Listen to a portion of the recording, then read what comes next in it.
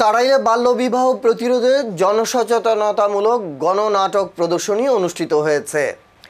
শনিবার ৬ জুন সদর ইউনিয়নের সহিলাটি গ্রামে উপজেলা ব্র্যাকের উদ্যোগে এই গণসচেতনতামূলক নাটক প্রদর্শনীর আয়োজন করা হয়। এতে প্রধান অতিথি ছিলেন ব্র্যাকের আইন সেলের কর্মকর্তা জান্নাতুল নাইমা। রাজহংস নাট্যগোষ্ঠী বদলে যাবার দিন নাটকটি প্রদর্শন করে। এতে গ্রামের সর্বস্তরের মানুষের সমাগম হয়। নাটকটি বাল্যবিবাহ প্রতিরোধে সামাজিক সচেতনতা ও নাগরিক দায়িত্ব পালনে উদ্বুদ্ধ করে।